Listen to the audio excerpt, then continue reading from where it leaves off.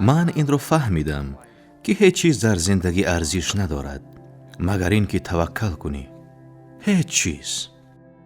نیلسون ماندلا گفته بود برای برد کوچک کسی رغبت بازی کردن ندارد. کسی برای زیستن حیاتی که از اقتدارش کمتر است رغبت ندارد.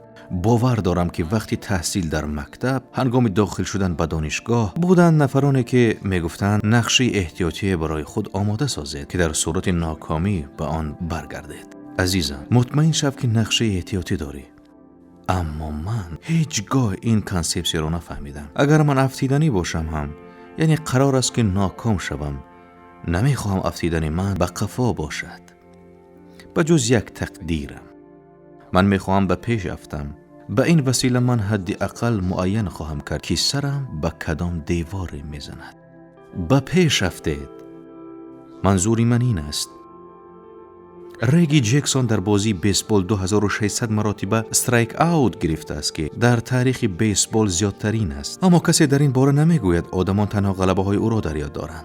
به پیش افتید.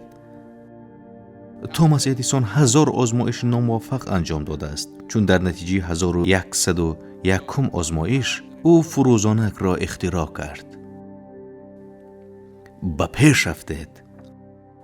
هر آزمایش ناکام یک قدم نزدیکتر به سوی موفقیت است. شما باید توکل کنید. باور دارم این را قبلا هم شنیده اید، اما من میخوام آید آن بگویم که چرا توکل کردن مهم است. برای این 3 سبب پیش میارم.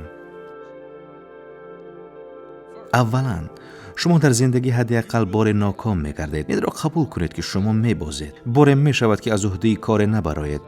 شبهه در این مورد بوده نمیتواند. قبول کنید که روز دوچار ناکامی خواهد شد. این ناگزیر است. من خود تجربهش را دارم و میدانم که در سینما شما پیوسته ناکام میگردید. در آغاز فعالیت اختیاری من برای بازی نقش در میوزیکلی برودوی در آزمون شرکت کردم. فکر میکردم این نقش برایم بهترین خواهد بود، مگر اینکه من سراینده نمیتوانستم. مرا البته به کار نپذیرفتند. اما میدونی چی؟ من رو افتاده نگشتم و از آرزویم دست نکشیدم. من قفا نافتیدم. من از تالار بیرون شدم و آمادگی را برای آزمون نوبتی شروع کردم. بعد از آن برای باز یک آزمون دیگر و باز یک تای دیگر. دعا میکردم بر آزمون ها موفق شوم. پیوسته ناکام می شدم. ناکامی پس از ناکامی. اما ناکامی ها برایم مانع نگشتند. میدونید به چه خاطر؟ یک مقاله قدیمی است که میگوید وقتی اطراف سرتراشخانه مدت طولانی گشت و گذار میکنی، دیر یا زود موی سرت را کوتاه خواهی کرد. بختتان بلندی خواهد کرد. سال گذشته من در صحنه نقش بازیدم که فینس آن برودوی نام داشت. برای نقشم در این صحنه برنده جایزه تانی گشتم. راستی در این نقش برایم سرود خواندن ضرور نبود. از همه مهمش میدونه چی؟ این صحنه در تئاتر کاورت به نمایش گذاشته شده بود. عیناً همان تئاتری که من 30 سال قبل در اولین آزمون ناکام گشته بودم. نکته مهم اینجا است که هر کدام شما استعداد و معلومات برای موفق شدن دارید. اما آیا جسارت ناکام شدن را دارید؟ نکته دومی من آید به ناکام شدن این است. اگر ناکام نشوید، پس شما کوشش هم نکردید که موفق شوید. بار دیگر تکرار میکنم. اگر ناکام نشوید، پس شما کوشش هم نکردید که موفق شوید. همسرم یک سخنی بزرگی را به من گفت. برای به دست آوردن چیزی که هیچگاه نداشتی، باید کاری را انجام دهی که بار انجام نداده ای. لس براون، نفری که برای انگیزه بخشیدن به دیگران سخنرانی میکند، چون این قیاس در این مورد کرده است. تصور کنید که شما بالای رخت مرگ خوابیدید و اطراف این رخت ارواح زیاد ایستادند که از هر پتانسیل استفاده شده شما نمایندگی میکنند. ارواح ایده هایی که شما هیچگاه عملی نساختید. ارواح استعدادی که شما هیچگاه استفاده نکردید.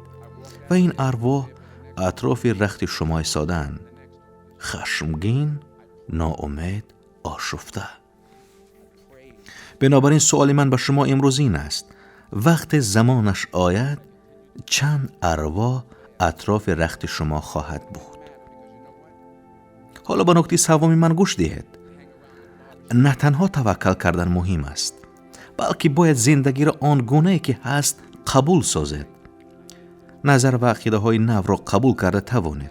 خواهش ما نطق کلیدی برآمد کردن در یکی از دانشگاه های بهترین کشور را داشته باشد.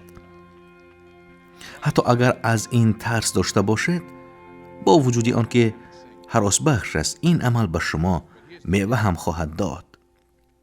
چون از شانسایی که استفاده میکند، نفرانی را که وا میخورد، نفرانی را که دوست میدارد، تقدیری که دارد، این همه آن چیز زندگی شما را معین میسازد. بنابراین رسالت شما این است که هیچگاه رو افتاده نشوید، هیچگاه به قفا نگردید و همان روی خود را به پیش به سمت آرزوهایتان روانه سازید و وقتی در طول زندگی از پای می افتید به پیش رفتید.